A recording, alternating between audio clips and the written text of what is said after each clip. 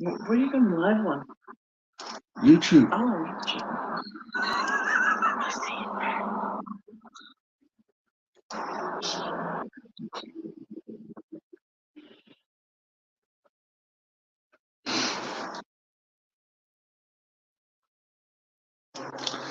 Hi everyone, that's just joining the 5K live stream for YouTube.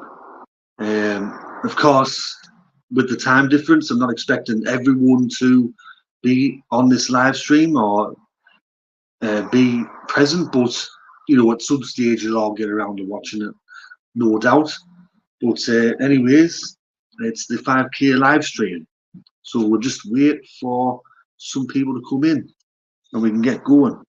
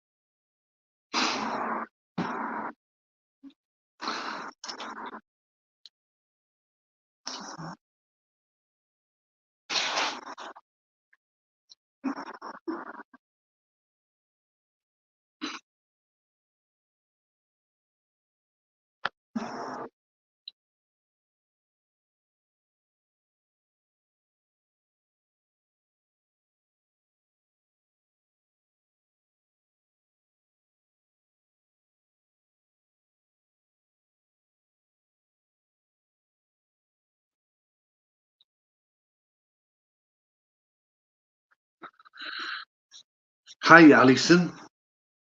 You all right there? Nice to see you in the live stream, and thanks to everyone that's recently joined the live stream for 5K subscribers. Also, this is a Q&A, so if you want to ask me any questions, you can go ahead. Feel free to do so. Not expecting a big crowd today. I know it's a bit early in the morning for some people, different time zones.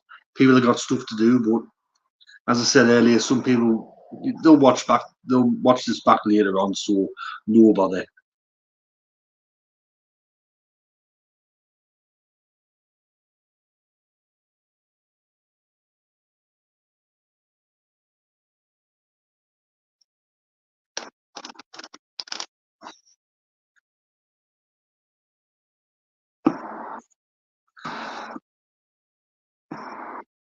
This live stream is also sponsored by Grolsch from the Netherlands. That was a bit of a tongue tire. Grolsch from the Netherlands. There you go. I said it a bit slower. Hey up, Adam 26. You're all right there.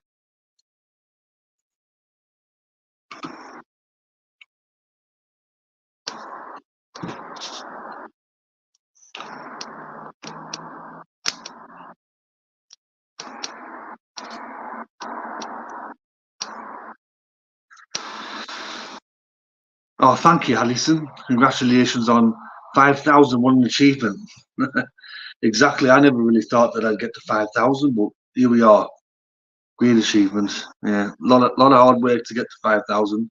Might not seem like a lot of subscribers to some people out there, but it is when you really think about it. 5,000.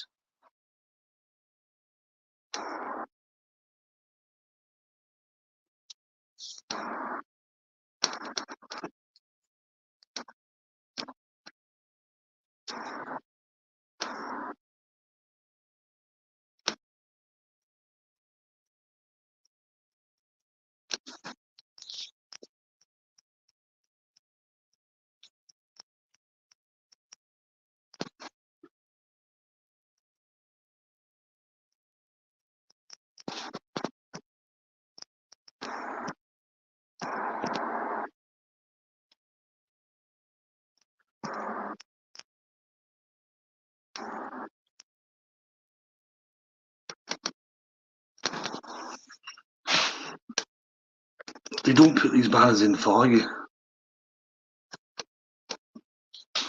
But cheers, Adam. 5,000 is a great achievement. Thank you. Thanks very much.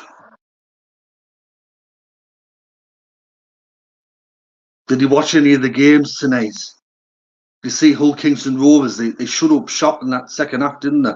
They were up 40 points to 4. Then I checked the full time and they were 50 points to 10. Only scored 10 points in that second half. Of course, you had Wigan. They won the Battle of the Borough Thursday night. Leeds just another bus stop in Wigan.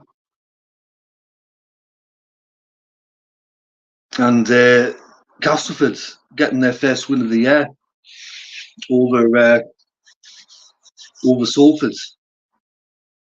The Salford Reds are rising this year. Where are they rising to? I remember when they beat us, they were making a big song and dance, and yeah, we had a man down for 30 minutes. That helps.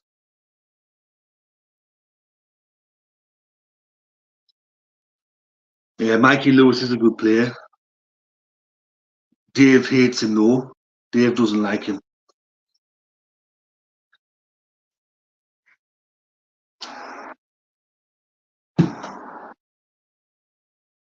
Oh, definitely.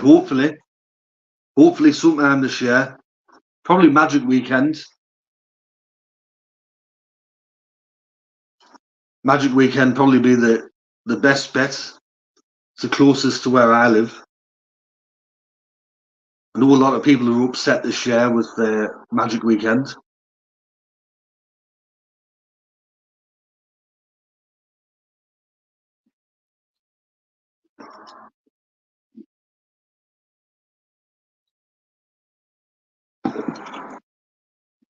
Hmm?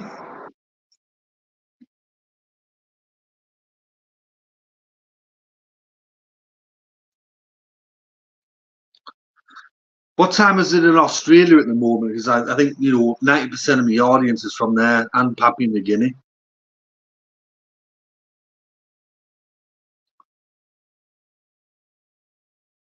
Yeah, I know a lot of people would love it to still be in Newcastle, St James's Park. Good location for everyone, close to the city centre. So I think they were talking about getting rid of Magic Weekend IMG. Hopefully they don't. And I thought that it would have been it after last year, but they put it at Leeds.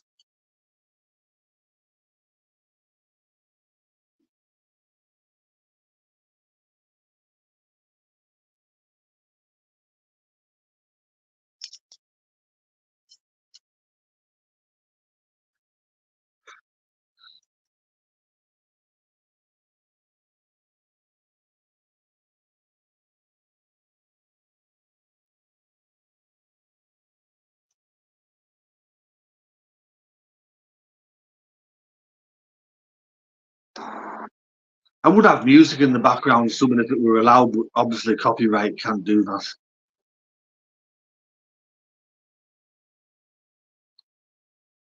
I remember one time I was doing an Instagram live and I had these songs in the background, and then about 20 seconds later, I got this message from Instagram saying that we had to stop the live stream because Warner Brothers Entertainment has detected that you're using their music. So I went, even on a live like that, they can detect that you're using one of their songs or whatever. Unbelievable.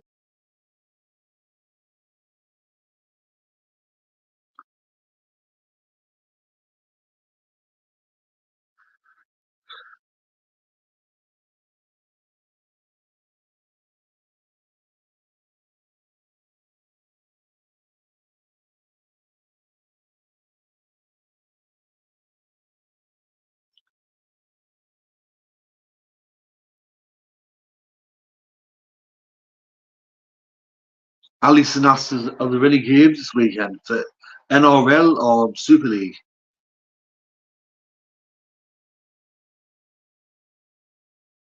For both, well, tomorrow you got 3 matches in the NRL and you got 2 games in the Super League. NRL, South and New Zealand. Who else you got? Penrith, Manly. and West Tigers and Redcliffe, and then I think in the Super League, Saints play in Catalan tomorrow. I'll be watching Penrith this morning. Yeah, I've tipped them to win. I think they will. It doesn't seem to matter who's out for Penrith. They just seem to back up.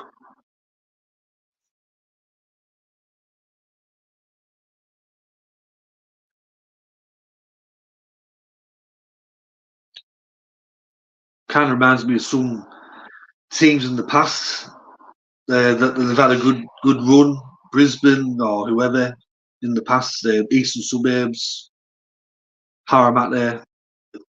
Doesn't really seem to matter if a player gets injured here or there. There's always a replacement, and they always step up, and it doesn't seem to matter. So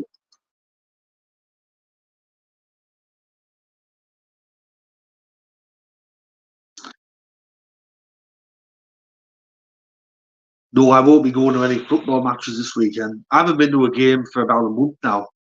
Last one I went to where the Gateshead won.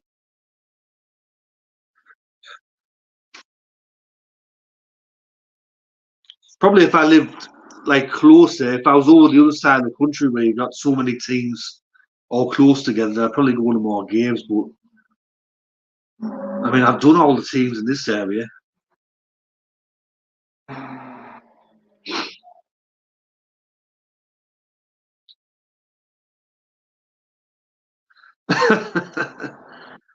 Alison said they didn't have any scarves. That were a Gateshead. Surprisingly, they were a bit amateur, even though they're in the National League. They didn't really have a lot. They just had programs, a couple of pins that you put on a coat, and that were it. They didn't have any shirts. Or actually, they had plenty of home shirts. Plenty. They had full containers of home shirts, but that's all they had really, and scarves and match programs. Oh, sorry, the pins and match programs. They didn't have scarves. They didn't have woolly hats. They didn't have coats or anything like that. Even when we went to go watch Darlington and play, they had more, and they're what division lower. Even Stockton Town had more than Gatesheads.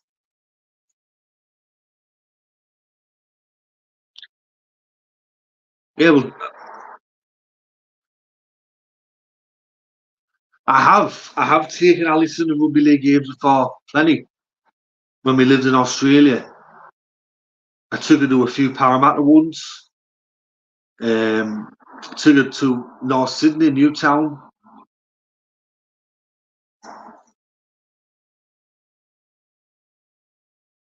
There's a few I remember actually. I remember I took her to round one in 2015 when Parramatta beat Manly 42 points to 6 or something, 42-10. And I took her to the 2017 elimination final against North Queensland. But I remember I took her to the elimination final and she didn't really understand what was going on. She went, "Why is there so many people here? And why are you so nervous and all that?" And I went, "Because it's an elimination final. We have to win." And obviously, when we lost, she was so deflated, and she went, "I feel so deflated. I feel fucking terrible. That was awful." And I went, "Yeah, that's how I feel every year watching this team."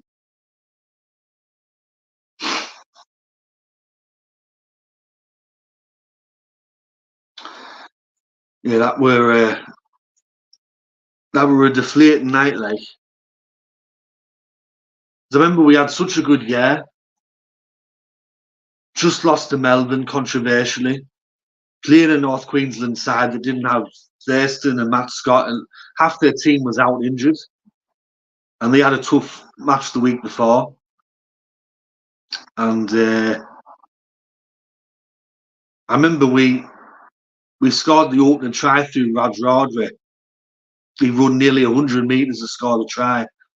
And there was about 44,000 people at the game. And I'd reckon probably 43,900 were Parramatta supporters. There was only about 100 North Queensland supporters there.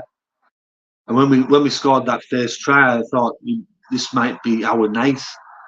And then when we got the second try, I went, "Oh, this is looking pretty good." And going into half time, and then the second half just didn't show up, and you could hear a pin drop inside that stadium. It was just so deflating, so disappointing.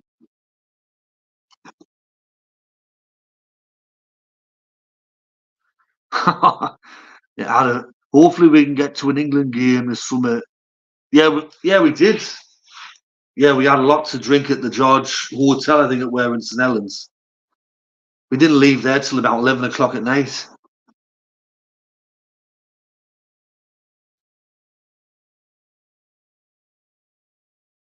Yes, yeah, we won that game, thankfully.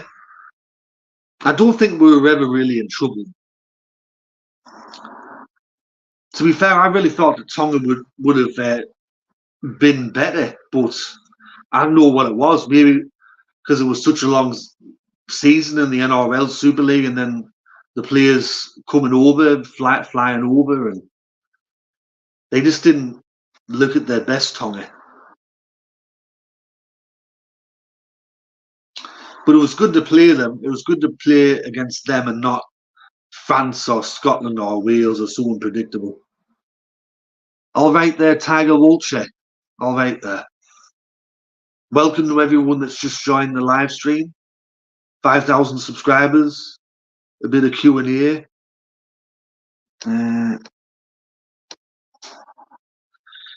were a good day, St Helens. There was 14,000 there, so about 3,000 short of capacity.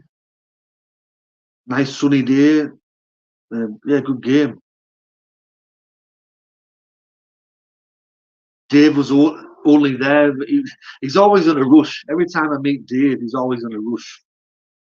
He's always, even when I've met him before, when we've been at Magic Weekend or whatever, it's just straight to the game. As soon as the game's done, right, we're out of here. Bye. Like, it's just so quick.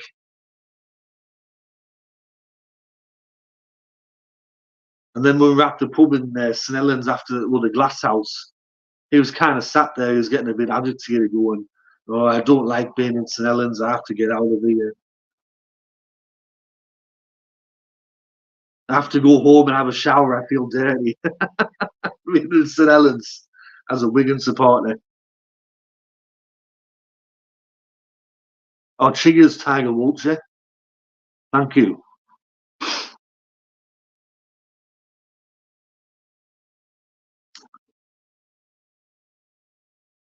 The Wigan supporter. Yeah, Adam supports Wigan as well. Dave supports Wigan.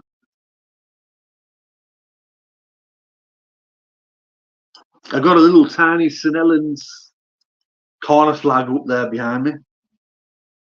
Alison bought me that one.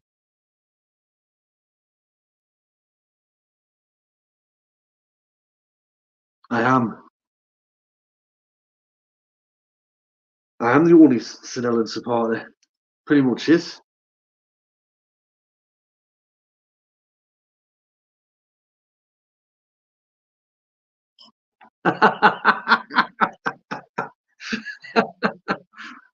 I'm sorry, I got people laughing in the background. It's put me off.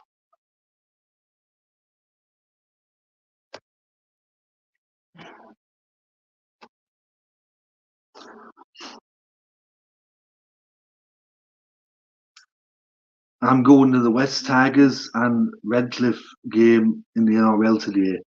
Should be a big crowd there. Probably, I'm guessing about 30,000 people should be there. I've tipped Redcliffe to win, but who knows? All right, ta-ra, Adam. Thanks for coming in.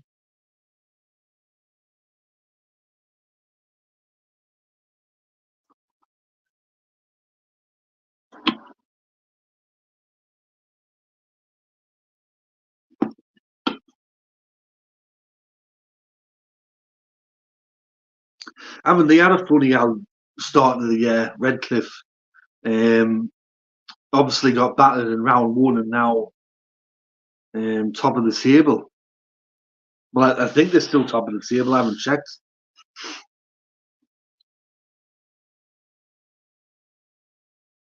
Oh, right.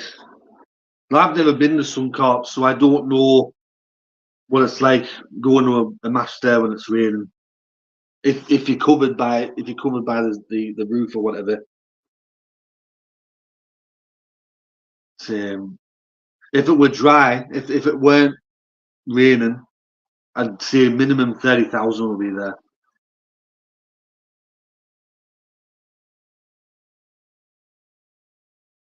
We've had some funny old games today. Well, actually, this whole week been very high scoring. High scoring match on Thursday. That Canterbury East game, that were crazy.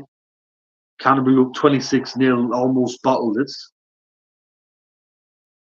He had send offs. Then he had Michael Jennings come on as 18th man.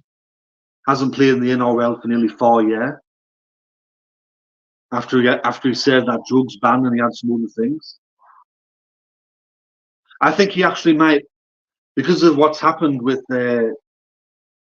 Dominic Young and all that, he might actually play again next week, and it'll be his 300th match in the NRL. 300 games. If he wouldn't have got the drugs ban, he would have played well over 350 games by now.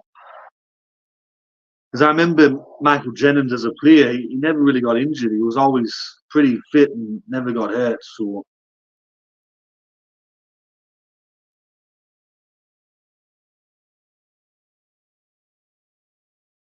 just a shame, really.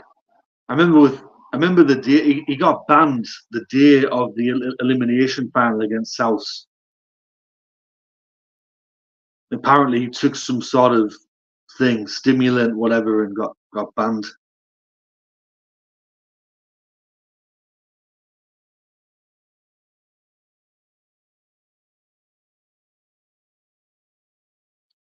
We'll have to see how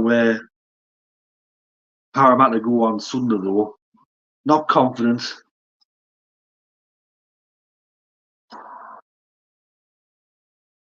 All have been high scoring, which is weird considering how bad. Yeah, when it's wet, it's hard to. Obviously, everything becomes more slippery. I suppose the ball, players, different conditions, and that.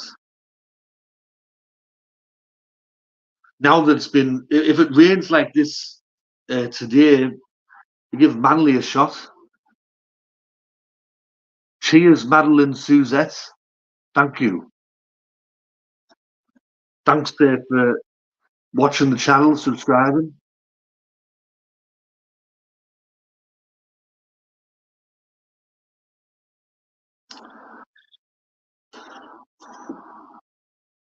I was expecting Paddy G or someone like that in here today.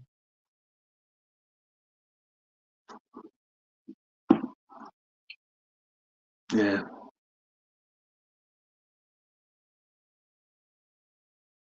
They certainly don't. We all remember that match, West Tigers last year in Bathurst. Low scoring game, and they ended up winning, but then they got the wooden spoon. It's a very West Tigers thing to do, I think. But if I was a West Tigers supporter, I'd just be taking each week as it comes and just see how it goes at the end of the year. Because I've seen in a few years now, since the last time they made finals, they put in a good performance, so they win a couple of games, and then the media gets all excited. Everyone starts to get a bit carried away. Yes, this is it. We're finally going to make the finals, and then it doesn't happen.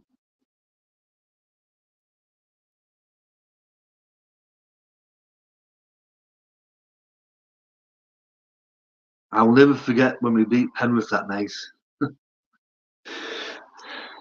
I remember, this is going back a while now, but I remember 2012. We beat Melbourne at Parramatta Stadium, and we played really, really well. and we beat them, I think, by about 2 points, 4 points, and Melbourne ended up getting winning the Premiership that year, and we come last. It happens. What are you shaking your head at? Cheers, Viking Axe. He's a hardcore Canberra supporter.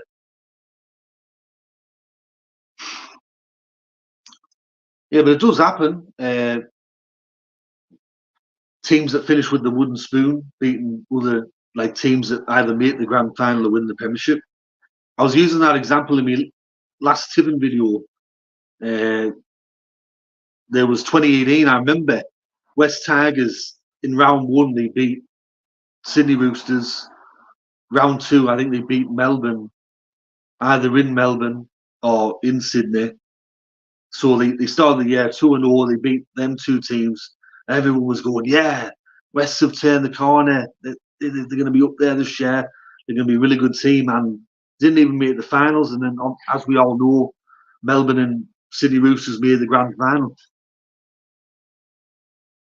Cheers, Nathan Moore. Thank you.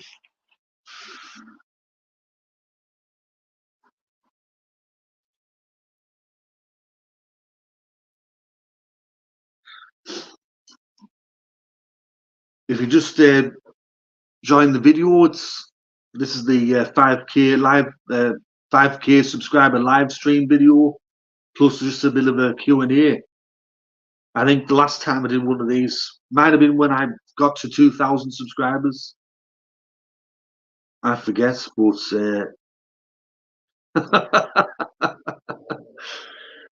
anyway, I rarely do live streams. I think I did a few for the World Cup, Rugby League World Cup. I did a couple for them. That's about it.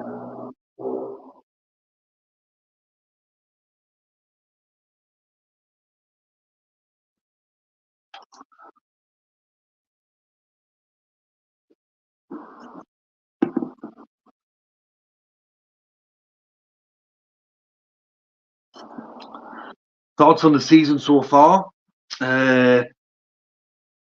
It's kind of like some teams haven't surprised me. Melbourne, Penrith. But then teams like St George have surprised me a bit. Starting the year off with the win over the Gold Coast, then beating Manly, that were a shock. But like the likes of Canterbury, Gold Coast, how they're going, that hasn't really surprised me. Yeah, but it's only round 5. Still a long way to go. Plenty of twists and turns. But I think at season's end, it'll be the same old sort of teams. Penrith, Melbourne, Brisbane, East will be up there somehow. Even if they get lots of injuries, they'll still make finals somehow. No, they didn't. They didn't do well last night, St George. I think it's going to be a case this year of St George. I think, from what I've seen, they probably won't come last. I'm pretty sure Shane Flanagan will ensure they don't come last. But they will have games like this. They've already shown this year they can have a game like this. But they will be a tricky opponent, I think. Throughout the entire year, they will give teams a game, and they will pick up the odd win here or there against a team. I don't think they'll make finals, but I don't see them coming last either. I think it's going to be a long rebuild for the club. I know with Shane Flanagan, he's done it before with Cronulla. When he took over Cronulla, they were a bit of a basket case. It took a few years. Then he had the Asada scandal, but eventually he got there. First ever premiership for the club. And I think they only missed the finals once when he was in charge. Besides that, the Cronulla were a consistent finals team every year that he was in charge. Gold Coast to take the spoon. After the 4 rounds that have been played fully, they've been the worst team by far.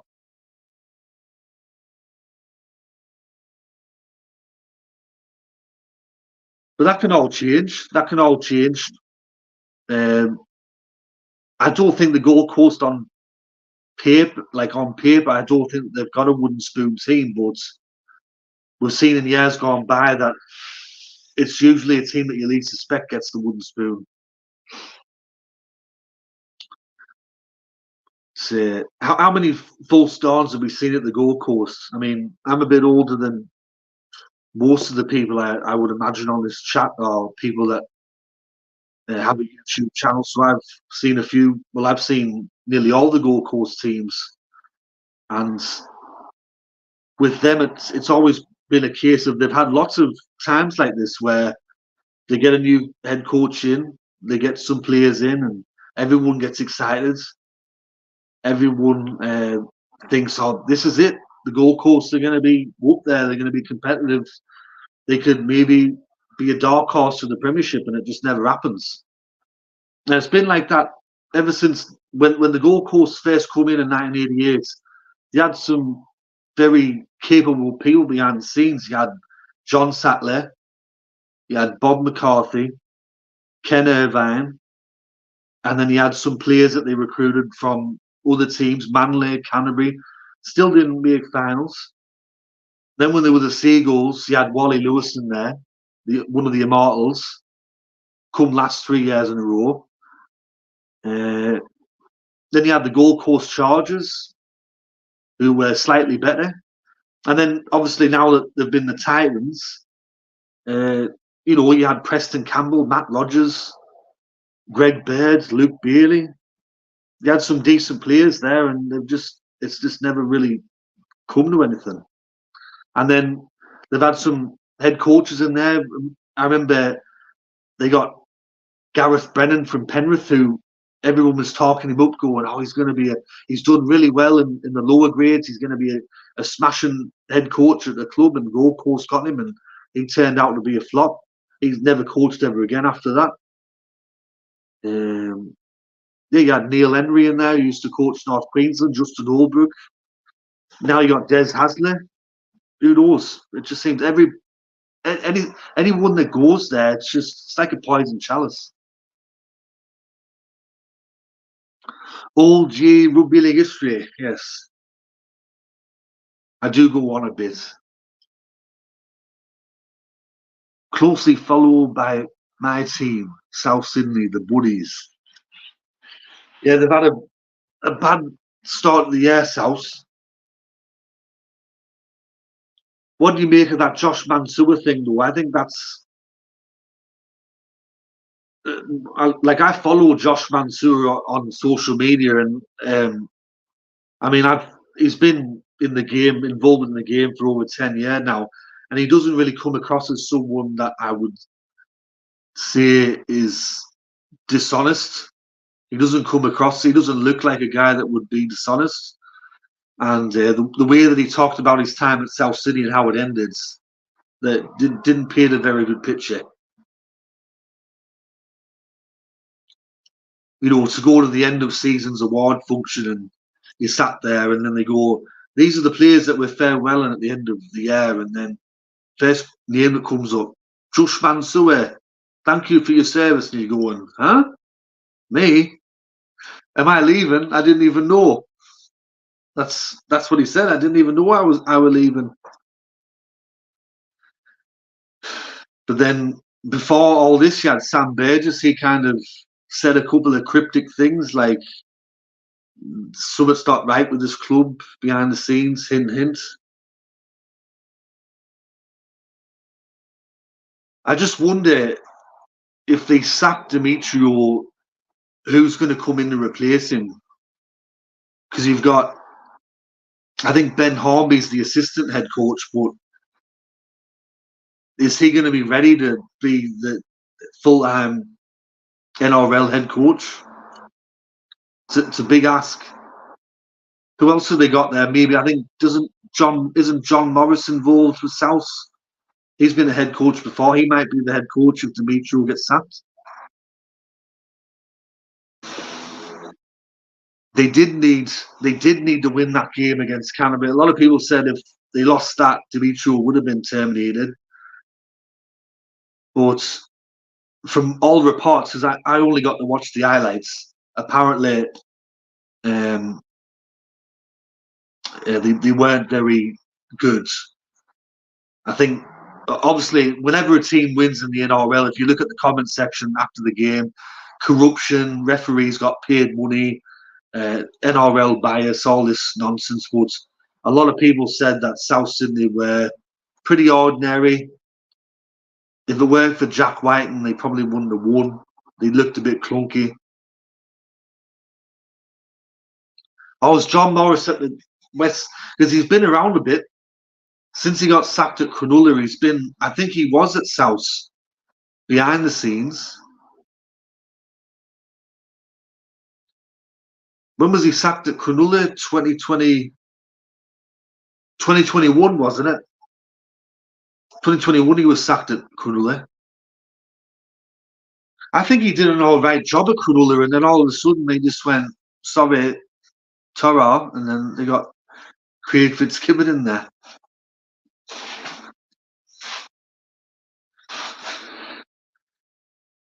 But speaking of Cronulla, I think, to me, they're kind of like a club where they've got the team to make the finals, but I don't think they have what it takes to go to that next level. They've shown it 2 years in a row now.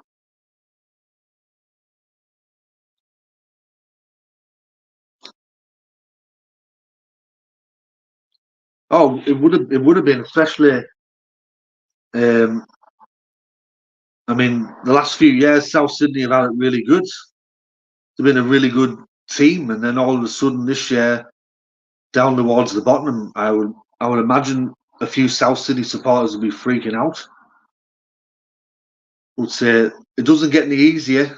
Got to play New Zealand, who are pretty good this year.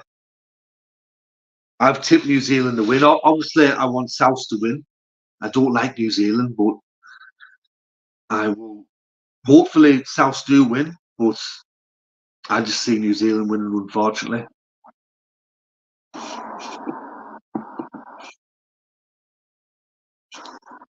Alex Johnson's also, what's he out? He's out for 5 or 6 weeks as well. Hamstring tear. All right, there, hometown music. Lovely channel. Where do you think Cronulla sit on the ladder at the end of the season? I think at best, if Cronulla play to their capabilities, between 5th or 8th place.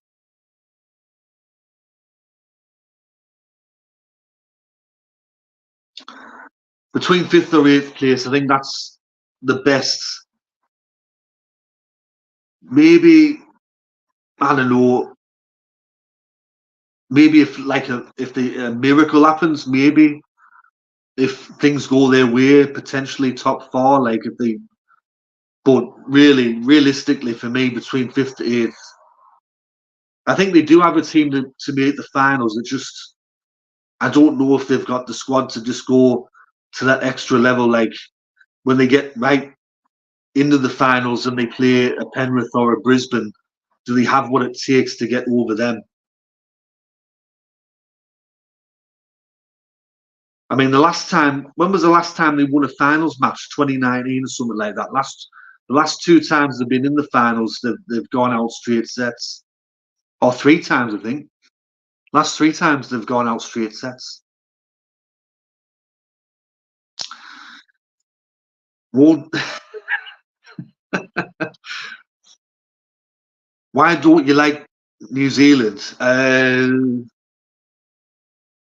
For a few reasons, actually.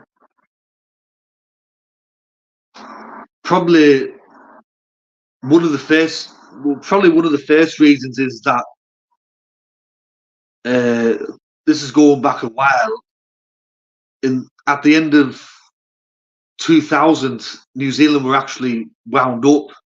They were bankrupt pretty much, and for some reason the NRL managed to sort of keep them afloat, and then they were bought out and then resurrected as the New Zealand Warriors. But when you see the likes of Balmain, Western Suburbs, North Sydney, and all these teams basically go, and the NRL kind of goes, "Oh well, it's your problem, whatever." But we'll keep this team in. That was probably one of the first reasons. Besides that, I don't know. The fan base for me, the fan base kind of rubs me up the wrong way. Whenever they lose, they always complain. You see them online complaining, saying, "Oh, it's the NRL's corrupt. The NRL doesn't want New Zealand to win." And then I've seen a couple of them go, "Oh, the NRL doesn't want us to win a premiership because they're sponsored by Telstra and we're sponsored by Vodafone, and they don't want a rival mobile phone company that's that's associated to win summits over Telstra, shit like that." But then whenever they win, oh, it's up the walls and all this shit, like nothing ever happens. And that whole up the walls thing as well, proper cringe for me. Like I've even seen some former players from New Zealand that played for the club 20 years ago come out and go, "What's all this wars stuff? It's Warriors." But anyway, that's just my little rant. And also, I prefer that they don't win a premiership because I support Parramatta, and it would look really bad if New Zealand won a premiership before Parramatta did, considering they come in after 1986. Sharks are pretenders to me, says Steffo Dogs. They appear to seem like they can do it, but a lot of their players take the field and underperform. Hines is one of them. I would agree with that. Like the last time they won a final, 2018, yeah, 21-20. Yeah, I do remember that, the SFS.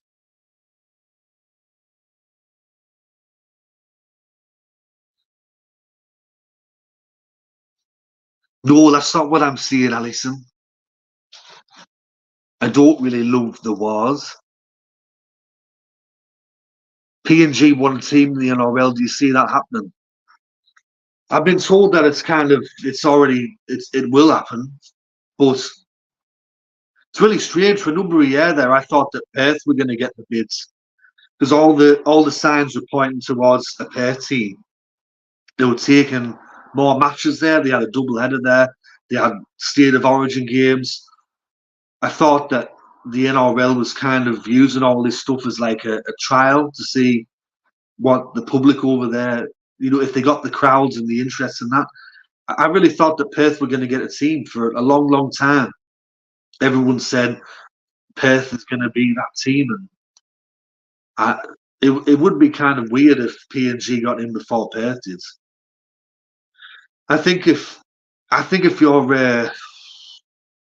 you're involved in television or out like that, having a Perth team's perfect because it means that you can put another game on the telly on that day because they're 3 hours behind everyone else.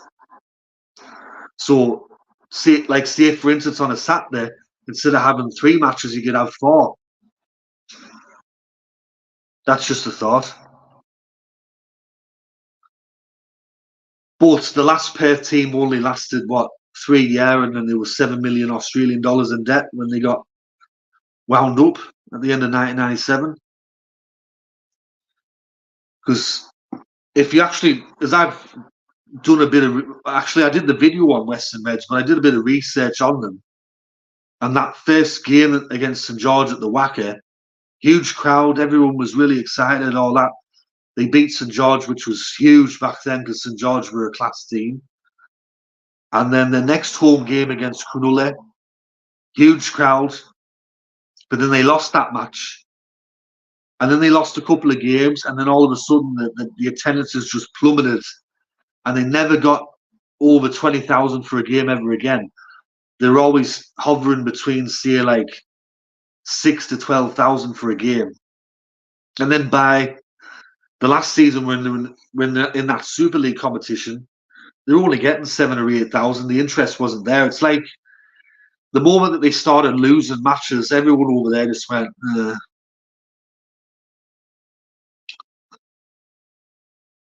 yeah, yeah, I have to agree with that.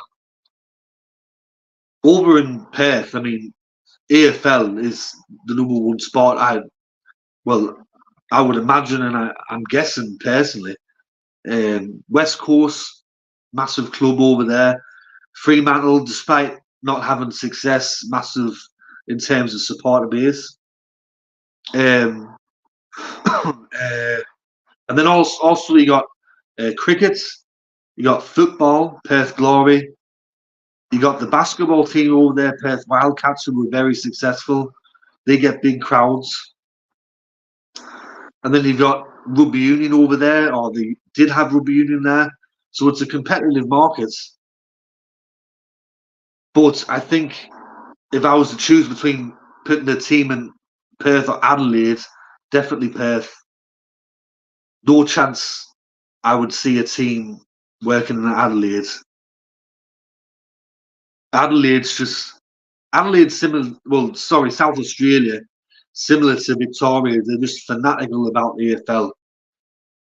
AFL's like first, second, third on their interest list when it comes to sport.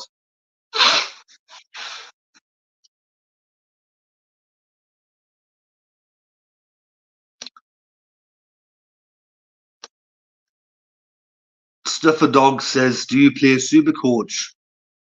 No, I don't. I've never really played Super Coach or Fantasy. I think the only one I've ever done is about 10 years ago. I did Premier League Fantasy for the football, and I only did that for about a year, and that was it.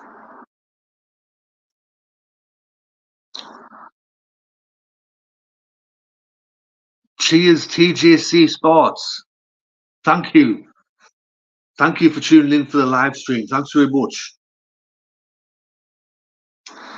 Cheers, Rugby League Outsiders. Thank you. Thanks for coming in and watching the live streams. Much appreciated. Another problem is the 4-hour flight to get to Perth.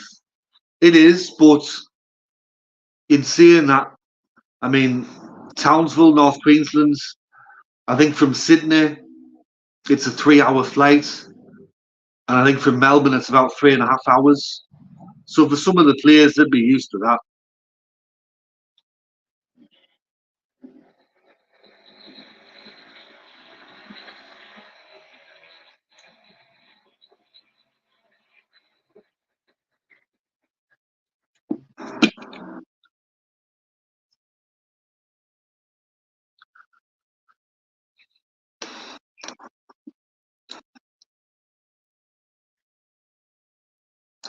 So we've got 8 people in here at the moment. 8. That's pretty good for this time of night or this time in the morning, wherever you are. Huge achievement, 5,000 subscribers. But one thing I will say is, like, compared to some other YouTubers out there that do have a big following, with me, to get to 5,000 subscribers, I'll be honest with you, I've never actually had a viral video before. Never. For my other channel, or other channels that I've got on YouTube, I've had viral videos, like 20, 30,000, 40,000 views, whatever. With Rugby League history, I've never had a viral video. My most watched ever video was 5,900, and it was for one of the videos I did for the Rugby League World Cup. Besides that, I've always got like 2,000 views a year, 3,000 there, 500, 1,000. I've never had like a massive video that's gone viral all over the world, or I've had hundreds of comments or thousands of likes or anything like that. So I've had to sort of do it the really slow way to get to 5,000. Because obviously, if you do get a viral video, you can gain, I don't know, 500 subscribers, 1,000 subscribers, just like that. But when you're only getting views here or there, it is a grind. It takes a long time. But I think it would be a good thing. Second New Zealand team. I know that they put a bid in 2006, but that bid finished behind Central Coast and the Gold Coast. That was going to be the Wellington Orcas. But yeah, I think it would be a good thing. Cheers, Big J Footy, aka Blow Blocks. He used to be known as Blow Blocks Footy. Now he's Big J Footy. I kind of like the Blow Blocks thing.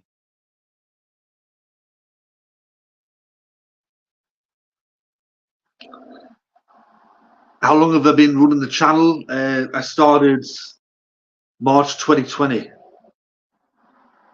That was my first ever rugby league video. I did 3 videos before that, because when I signed up to, because I've had a YouTube account for 10 years, but I just used my name. And then I did like just 3 videos on random stuff. And then that's when I went, because I've had the Rugby League history page since 2018 on Facebook. And then in 2020, that's when I decided to start YouTube. And my first ever video was the 2020 ladder prediction. That was my first ever video. And then obviously COVID happened. And that's when I was pumping out the videos like crazy. I actually kind of regret that I was putting out that much content. But yeah, I was pumping out the videos during COVID. I was doing lots and lots of videos. And they weren't good quality either. At the time, I thought that, oh, this is good stuff. But when I watch some of the videos back now, they're proper cringe. I wish I could redo them, but some of them I'll just leave them there. People still watch them, but they're not. I mean, the stats and all that is okay. It's just the production and how it looks. Because I used to film videos vertical, so when you film videos vertical on YouTube, this part's all black, and this part's it's like a skinny little thing, and looks awful.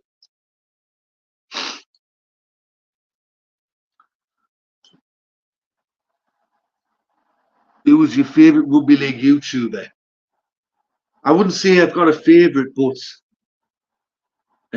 for certain things, there are people that I think, depending on what I want to watch, I go to them first. So like NRL tipping videos, I'll watch Wobble and Jaws first, because I think, in my personal opinion, I think Wobble and Jaw has the best NRL tipping videos on YouTube out of anyone. I think just everyone's got their own opinion, but I just think that his are the best. Just the production level and the stats, and just like the mannerisms and stuff. He calls everyone Mr. and Sir and stuff like that.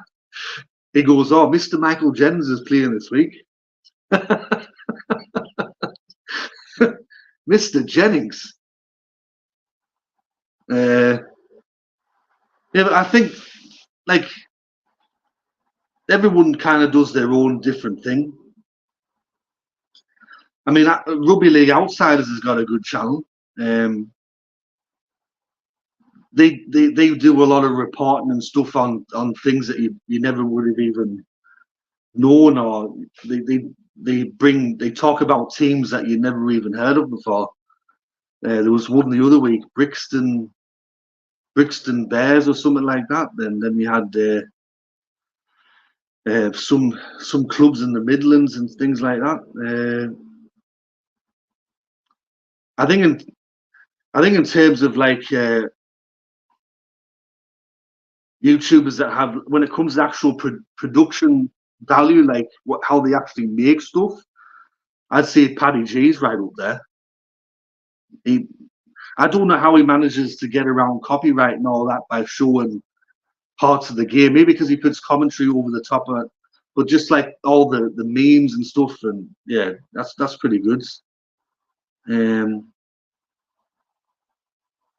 when it comes to live streams, I really enjoy watching TJC Sports, the live streams there, because he's very interactive with the audience. Because some people, when they do a live stream, they don't actually read the comments or they don't interact with the audience. They just watch the game, and you could leave 10 comments and they won't read them.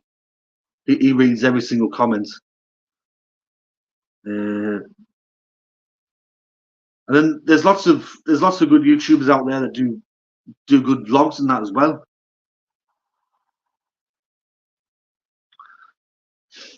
Although, you know, I do wish, because I think some YouTubers, they get scared if I turn the camera around the other way and actually show the game, I'm going to get taken down. You won't get taken down. If you actually film the entire game for 80 minutes, yeah, you might be in trouble, but just showing like 30 seconds here, 30 seconds there, you should be fine. Oh, cheers. No bother, Rugby League outsiders.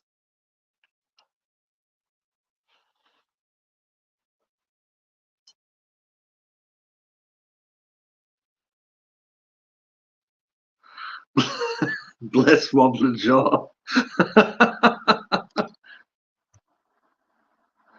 We've got 7 people in the chat at the moment. That's pretty good.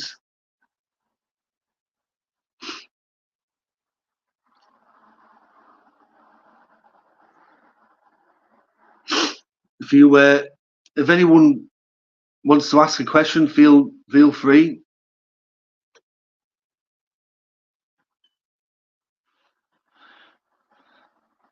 Yeah, so yeah, I'd just like to thank everyone that's helped me get to 5,000.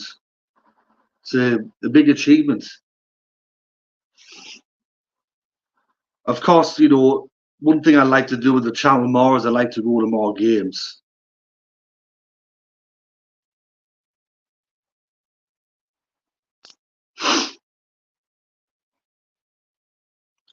I think it's sort of hard where I live as well. I don't live in rugby league territory, and it is a bit of a travel to get to a game. It's a bit different because with my football channel, I've got lots of clubs close, so you can watch a game and you can get a bit more involved with it that way.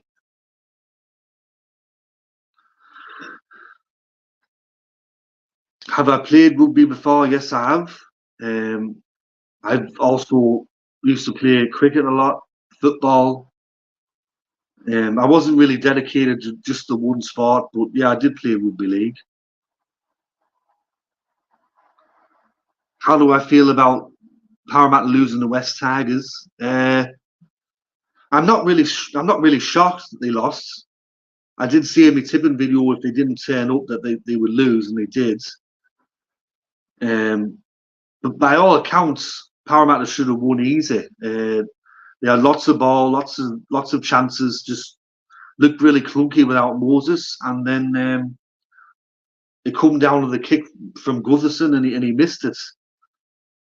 And some people say, "Oh, it were an easy kick and all that," but you know, it's hard to say. I will say if Moses were probably there, he kicks that goal. Probably because of his association with West Tigers, he used to play for them. And I know a lot of West Tigers fans hate Mitchell Moses because he walked out on them halfway through 2017. But yeah, I mean, I'm not angry at Gutherson. You look at all the stuff that Gutherson's done in his career for Parramatta, and you look at all the bad stuff. The good outweighs the bad. So it's just, you know, it's just a kick. Do I miss watching the games in Australia? Not really. I think once if you ever get to experience the crowds and the atmosphere here, it's second to none. The in comparison, the matches in Australia are very solid, steel. There's not really much atmosphere. People think that they might have atmosphere, but nowhere near compared to what you've got in England. Nowhere near. What are the predictions for today's games? I've got New Zealand to win by 1-12, Penrith to win by 1-12.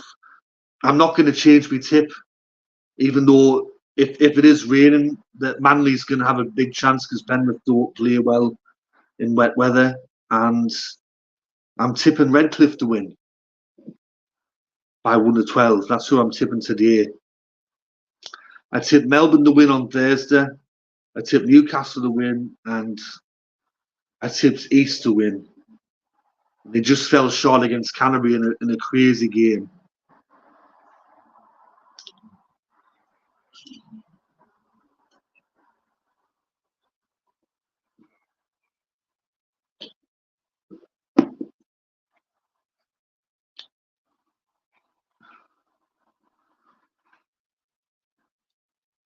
Do I have a favourite player? For St Helens, it's Johnny Lomax. He's my favourite player for Saints. For Parramatta, I don't really have a favourite player these days. I'd probably say, I don't know. My favourite player of all time is Nathan Hindmarsh. That's my favourite player of all time. But I don't know. I probably would say Clint Gotherson's my favourite player for Parramatta, I suppose.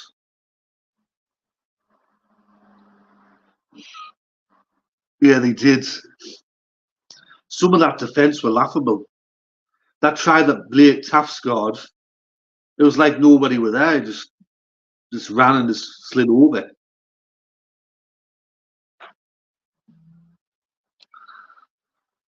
Yeah, yeah, I Marsh. He was a great player, and it's really unfortunate in a way because you see him on the show now. I've only ever watched snippets of it because you can't watch it here, but everyone takes the piss out of him on the show and makes fun of him and all that cable. But when you actually look at who's on the panel, you got like Matty Johns, Brian Fletcher. I forget who else is on there. You had Brett Finch on there, and then you look at Hindmarsh compared to them, and you go, Hindmarsh is a better player than all them. But because he never won a premiership, everyone just takes the piss out of him. When you actually look at what he achieved individually, like compare him to Brian Fletcher, he played more matches for New South Wales, more matches for Australia, played more career games. He won more individual accolades than Brian Fletcher, but yeah, Brian Fletcher's got the premiership over him, so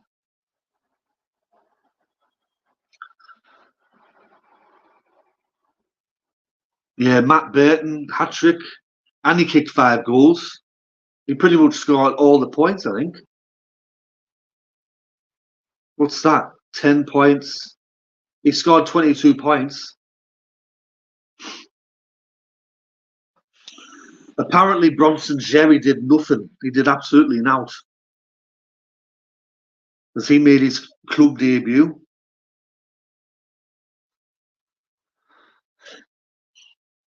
I was actually watching this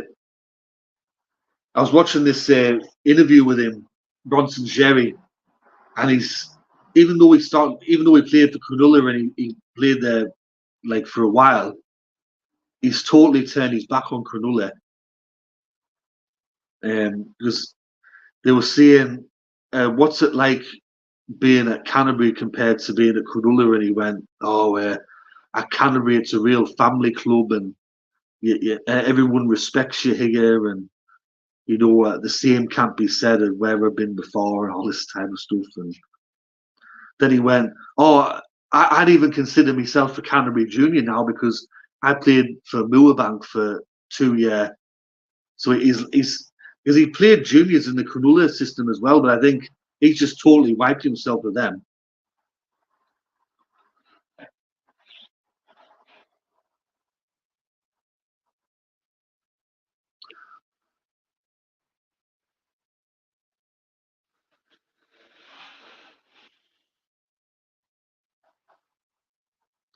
But if you got any further questions, you can ask away.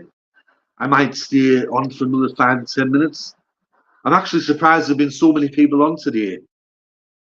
It's not the best time, but where do I think West Tigers will finish at the end of the season? I'd I'd be shocked if they played finals. Probably between 10th to, I'd say anywhere sort of between 9th to about 13th or 14th. It's a long season, as it's only round 5 at the moment. And as I've said earlier in the live stream, there has been times where West Tigers have put a couple of wins together or they've looked good and everyone gets excited and then the same thing happens. So if I was a West Tigers supporter, I'd just take every week as it comes, just one game at a time. Um, yeah. And just hope that they don't come ninth. Because I've never seen the team finish ninth more times than West Tigers. I think they're up to six times they've finished ninth now.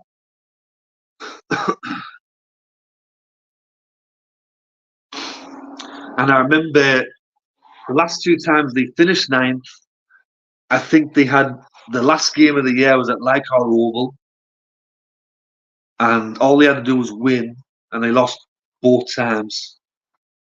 They lost against Cronulla. Paul Gallen kicked a field goal. And 2016, I think they come ninth, and Canberra destroyed them. I think that was the game where Leilua pulled off that impossible pass. It was like a whole Harlem Globetrotter pass. He went like that with the ball around him, and then Rapiner got it.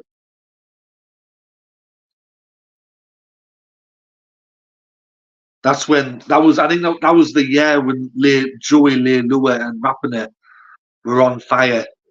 I think Rapiner scored like 20 something tries, and Leilua was in contention playing for New South Wales or something like that. Didn't he go downhill? Joey Leilua.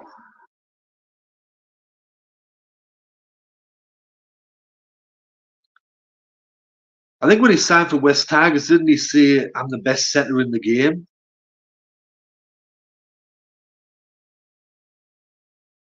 Pretty sure he said that. Maybe that was when Michael Maguire was the head coach. And they've had a few head coaches now, haven't they, the West Tigers, since 2011, 2012, they've had a few.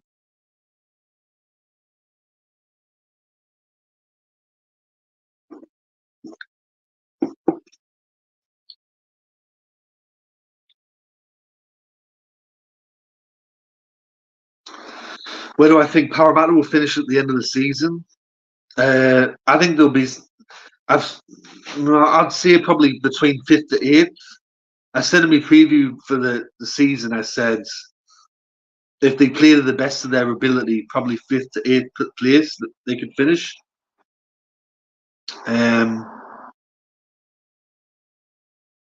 Yeah, they're definitely not a top 4 team, but I think Parramatta is probably in the same boat as Cronulla. They can make the finals, but they don't have what it takes, I think, to beat the likes of a Brisbane or a Melbourne or a Sydney Roosters or a Penrith when it comes to the final series. I think I think Parramatta doesn't have they don't have that extra gear. Um, but in saying that, last year, I mean, they come 10th, but they only missed the finals by 2 points, and there were so many games they lost by less than 10 points. I mean, the opening 3 matches of the year, they lost by 4 points.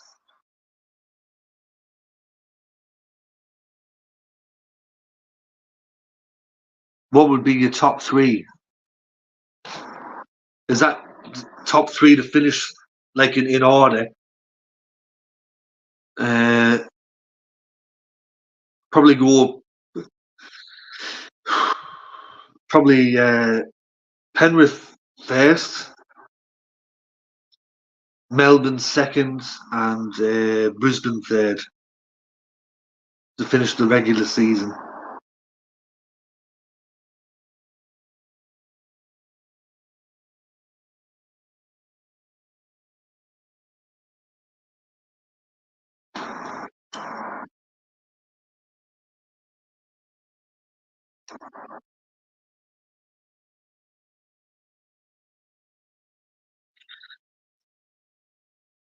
Yeah, unfortunately, Melbourne will be up there.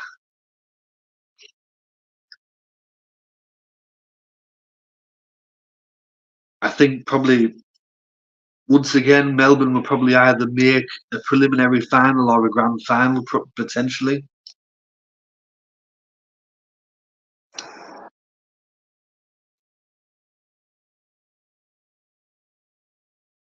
Oh, cheers, Madeline. Thanks for watching the live stream. Thanks for tuning in. It's much appreciated.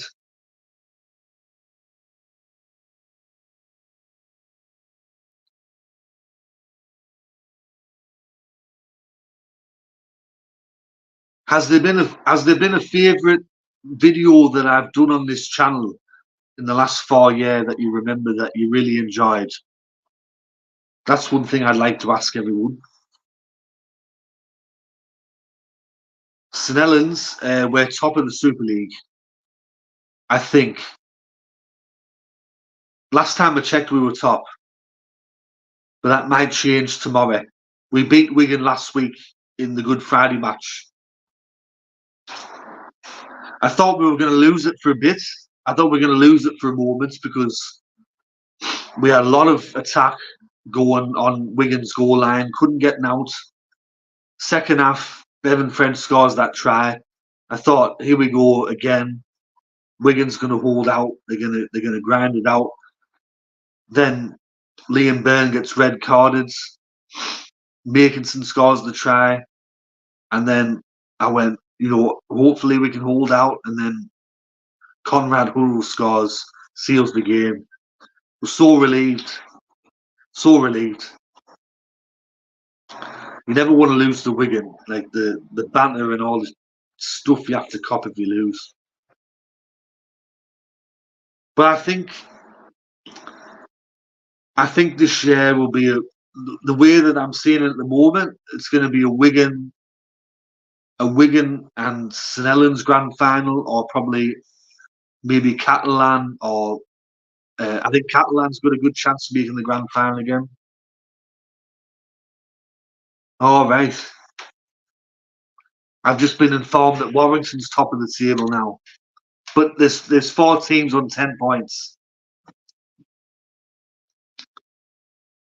Lee, they're having second season syndrome. They're not having a good year, Lee. They got beaten, I think, by 30 points. Yeah, they're 8th at the moment, Lee. They're not having a good year, but they've had a lot of injuries though.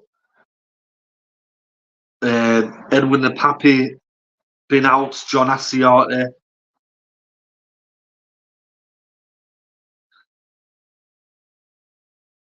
Yeah, Wigan and St Helens in 2020, that was played in front of nobody at the KC Stadium in Hull. It's probably one of the best grand finals I've ever watched. Low scoring, but just the intensity from both teams, the efforts, and then the ending.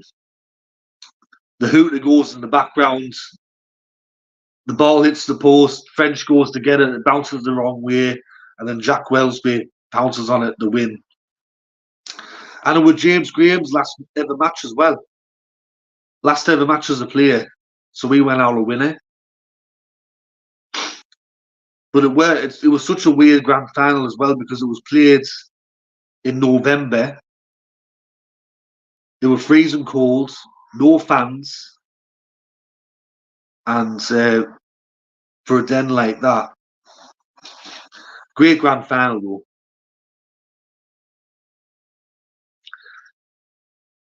If you're a Wigan fan, you'd probably never get over it. It'll always be in the back of your mind.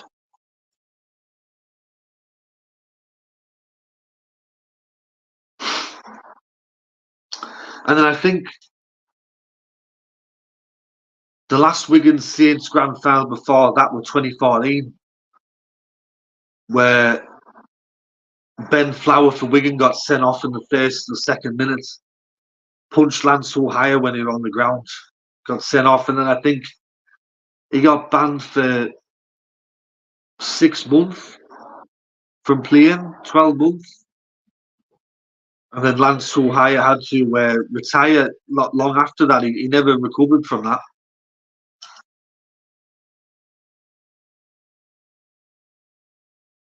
Yeah, he had a great career though, Mitchell Pearce. Unfortunately, he'll be remembered in some ways for the wrong reasons because of his record in Origin. But at club level, he had a good career. I think he was the quickest ever player to get 200 first grade. He was the youngest ever player to reach 200 first grade games. Won a premiership in 2013. Uh, kind of weird though, he never represented Australia. So he played, I think, 17 matches for New South Wales, but I don't think he ever represented Australia. But he had a decent career. But he did say, I did see him in an interview the other day, he kind of talked down the Super League a bit. He said the Super League's a lot slower than the NRL, and he said that you can get away with more stuff in the Super League and things like that. Oh, thank you, Alison. It's very nice of you to say. Yeah, we did in 2013 when they beat Manly. I watched that. I remember that game well because for the first 60 minutes, Manly were kind of on top, and then East come home in the second half. In like the sort of the last quarter of that game, and a lot of it was down to James Maloney and Sonny Bill Williams. And I think at the 60, because the way that the Clive Churchill medal works is with about 20 minutes to go, they decide who's going to win it, who's going to be the man of the match. And at the 60th minute mark, they went, Daly Cherry Evans is the best player on the pitch. We'll give it to him. And then obviously, after when they went for the medals and all that, and obviously in the crowd, everyone was expecting, I think, James Maloney or someone like that to get it. And when they went Daly Cherry Evans, I remember I was at the pub and everyone's going, boo, what the fuck is this? Boo, like that.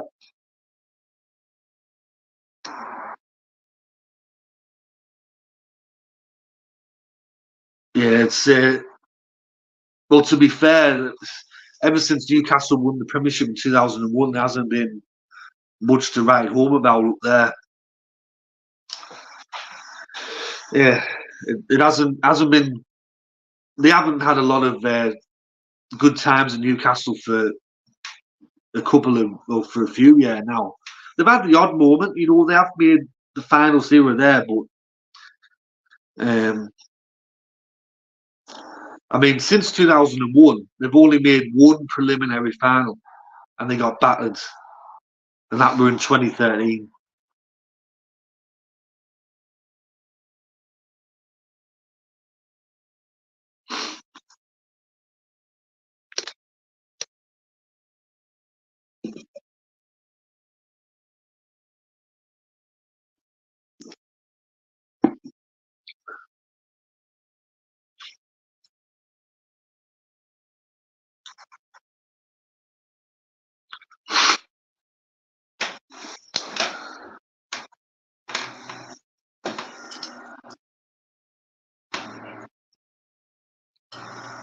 Not this way.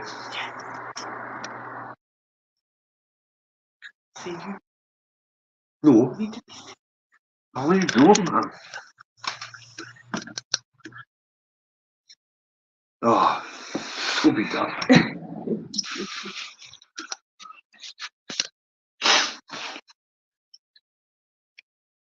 Yeah, I think when it comes to Newcastle in that 2001 grand final, I've always said it reminds me of the movie Final Destination. Have you seen that? If you've seen that movie, you know what I'm talking about.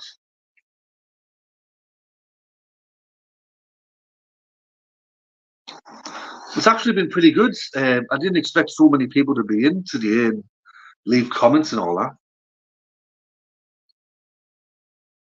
Right.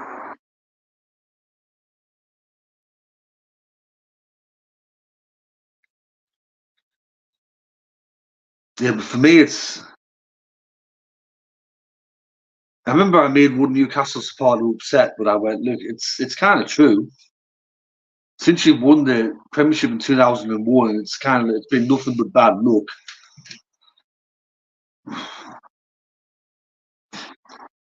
What's the matter?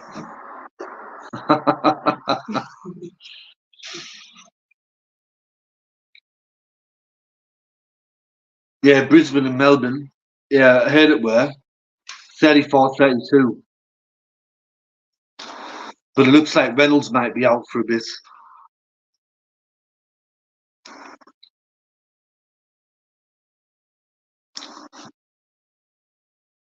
I think that was always a kind of a risk when you sign Reynolds. He's always been a bit injury prone in his career. I swear down, he's probably missed about 50 NRL games through injury.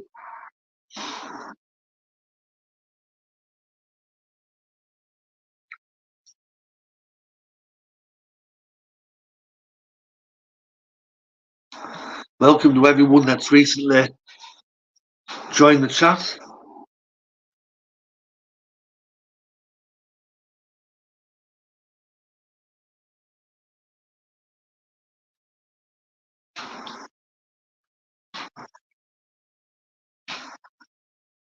It's currently nearly midnight here in England, but I thought I would, come on now because with most of the audience being in Australia, PNG, New Zealand, it's kind of morning over there, so I thought it would be a bit easier coming on this time.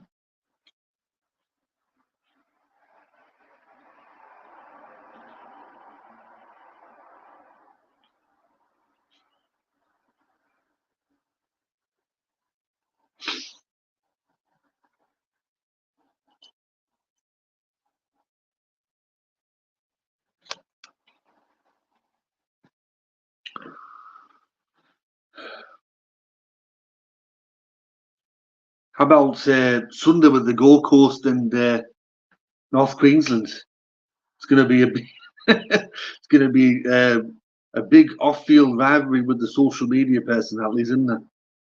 It's going to recommence on Sunday. It's going to be lots of thinly veiled swipes at each other, or the parties related, and it's going to be heated as always.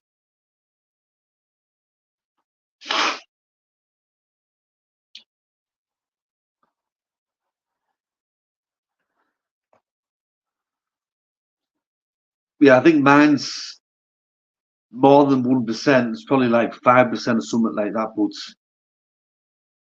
I think I've got 1% of my audience is from Germany, which is interesting.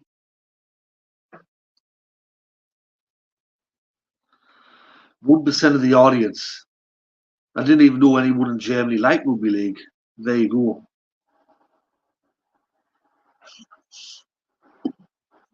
They do have an international side, Germany, but I don't think they play any matches.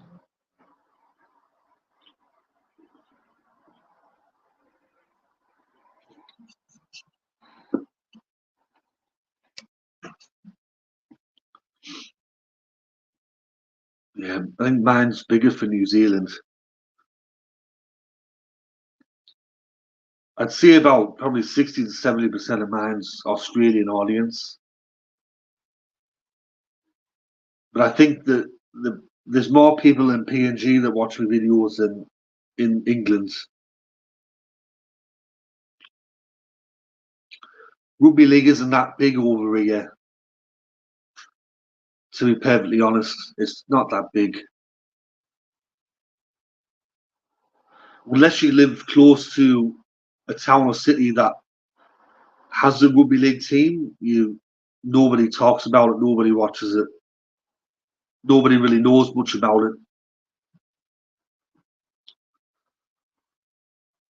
And if you do see rugby league, they think that you're talking about rugby union.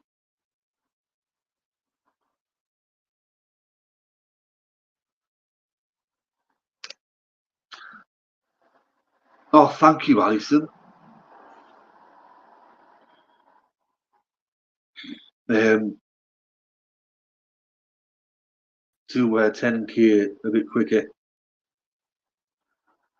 But I think in order to do that, you have to get the odd viral video, or you have to get lots and lots of people to watch your channel, and it is hard with the rugby league content. So it's not the biggest sport in the world, and it doesn't have the most interest, so it's kind of like a niche thing.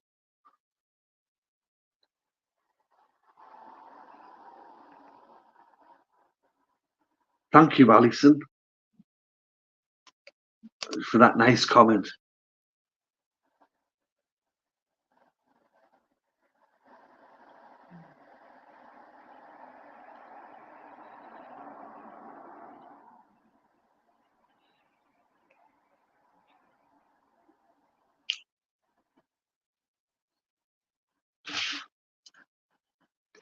I really thought Wobbling Jaw would be on today, but he probably asleep or at work or something like that.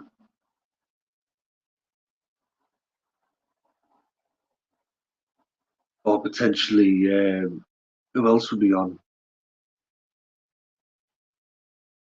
Just Rugby League. Just Juice Rugby League. Freshly squeezed Rugby League content.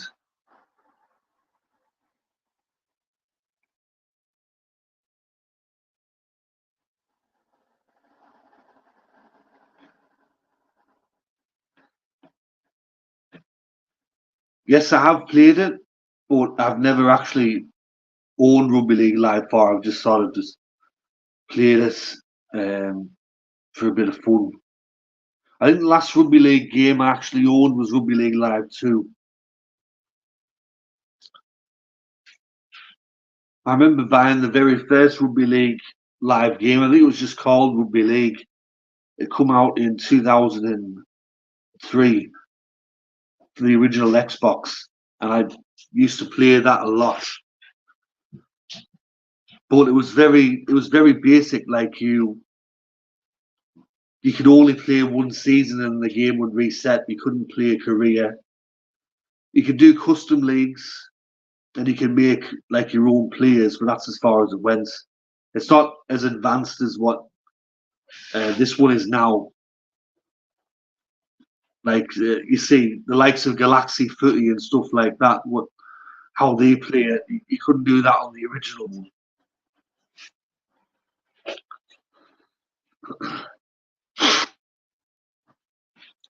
It's funny if you can find videos on YouTube of the original Rugby League game. When it first come out, you thought, "Oh, these graphics are amazing," but when you actually look at it now, you go, "Oh, this is really bad." Back at the time, you didn't know any better.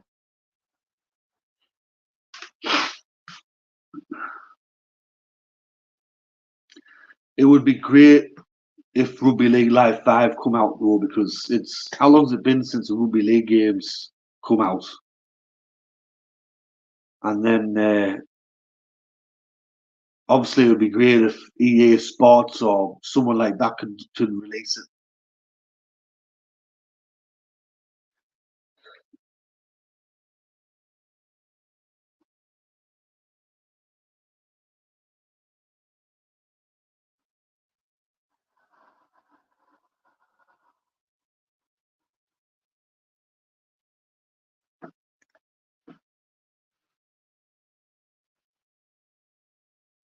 Favorite Rugby League moment?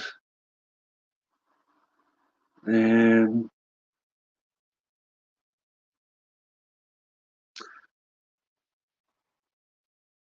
I guess with St Helens, there's too many just to pick one because there's been many good moments for Parramatta though. Probably my favourite moment is the 2009 preliminary final, uh, defeating Canterbury Bankstown at Stadium Australia. There, biggest ever crowd for a non-grand final, 75,000. Crazy nights, crazy atmosphere. What I really liked about that game is that they segregated the fans, so half the ground was all Parramatta blue and gold, the other half was Canterbury blue and white. And although we'd beaten them in the 2007 elimination final, to beat them in 2009 for me, that was like that were revenge for me. 11 year in the making, because obviously 1998 preliminary final. Um, these everyone knows about that game. So to finally, because in 2009 they come second, so they were favourites to beat us in that preliminary final, and it was meant to be their moment, their time to make the grand final, and we stole that from them, and it kind of felt the same as what they did to us 11 year earlier.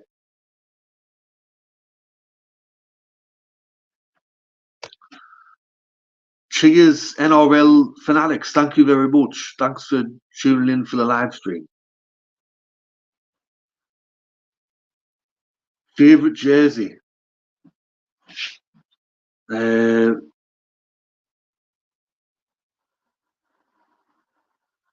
just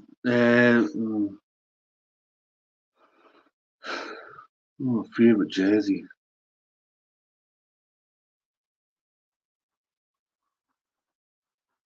I wouldn't say that I've got like a favorite all-time favorite jersey that I like more than every other jersey that's ever come out.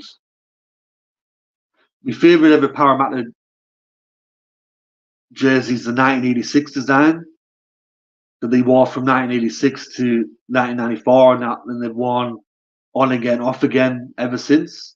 That's my favorite Parramatta shirts. Favorite St Helens one. I mean, they're pretty much. I mean, most years have pretty much got the same thing. It's just a white shirt with a red V. I really like the one that they did last year. The St Helens one they did last year was, even though some people might go, oh, boring, whatever, to me it just looked nice and clean. And then they had the 150 years crest. I really like that one. All right, Tiger Vulture, thanks for tuning in. Thanks for you were here longer than anyone else, I think, on the stream besides Alison. So thanks very much for tuning in and watching the 5,000 5,000 subscriber live stream plus the Q&A. Thanks very much.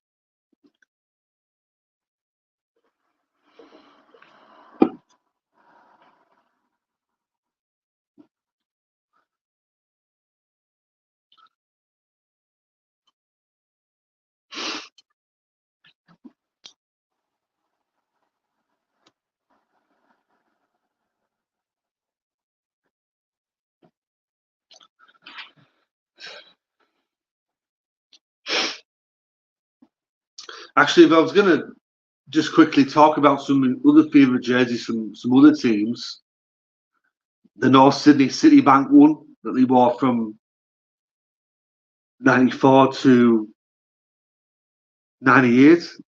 That design. And what's some other ones that I really like? Just some of the Australian teams. I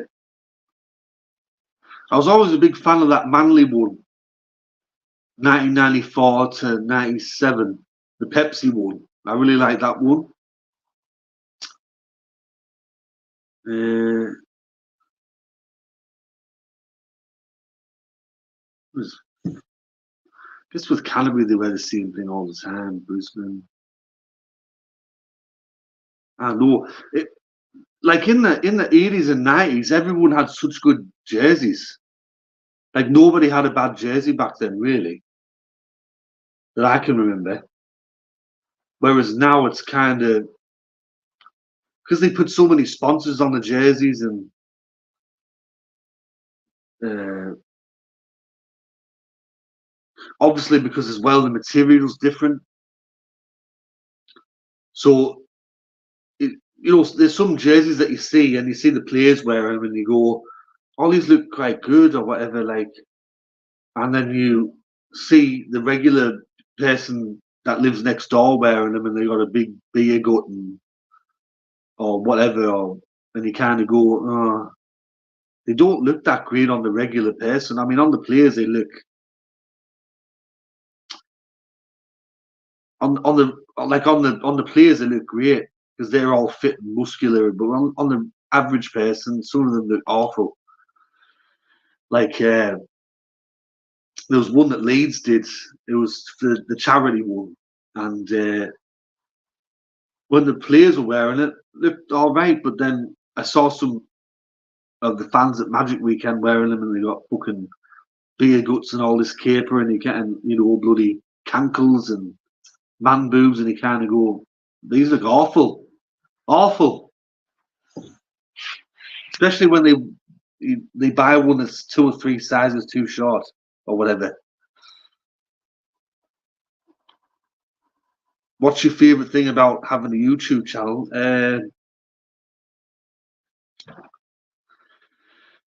Favorite thing about having a YouTube channel is probably getting to talk about rugby league with other people that really like the sport, and you get to share your thoughts and you get to express your opinions about things. And I suppose with some of the videos I've done, I get to share my knowledge or share things that I'm interested in with other people, or I get to do videos and showcase stuff that maybe people don't know about, so they can actually learn about the history of the game or stuff that's happened and things like that. Because I've done videos on some of the clubs that don't exist anymore, like Annandale and Cumberland and University, or even though University still exists in a way, um, you get comments from people going, "Oh, I never knew there was a team called Cumberland or Annandale. Oh, that's really interesting. That's really fascinating. I didn't know that they did that. Whatever." And I really enjoy it when I do videos and you get people that leave comments like that.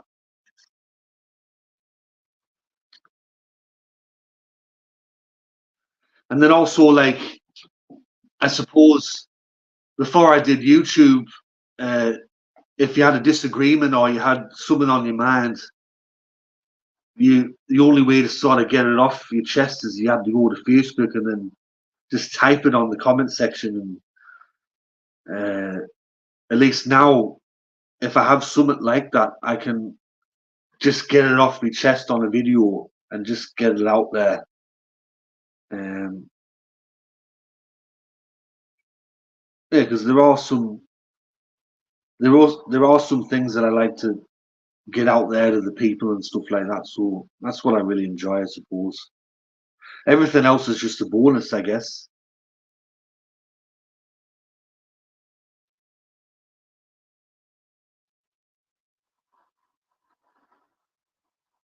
So I'll give it 5 more minutes and then we'll close up the live stream.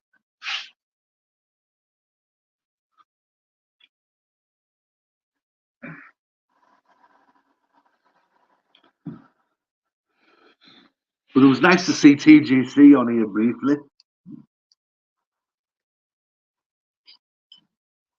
I think he must be driving down to Canberra for the weekend.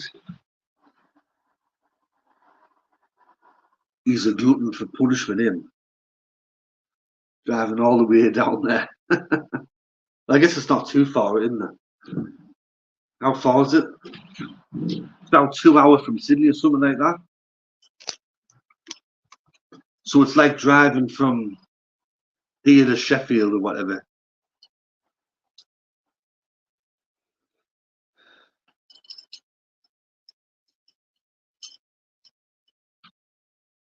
I've actually drove down to Canberra myself and back.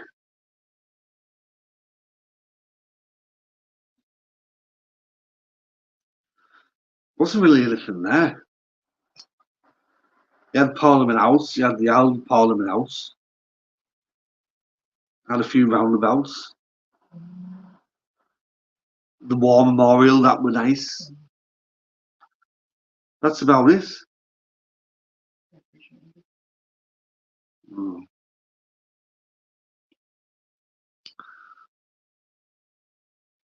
Yeah, there isn't really much in Canberra. Melbourne's a good city though. Just shame about the team.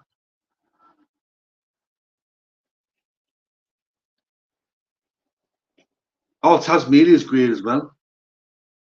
They get the team for the AFL. I've heard that they've already got 70,000 members. But I've seen their shares. I mean, this is a rugby league. I do watch AFL, but yeah, their Guernsey, it's green and it's got the big T on the front of it.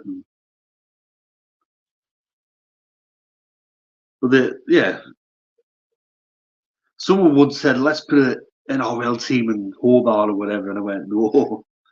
Everyone there likes the AFL or cricket, and nobody's a rugby league fan.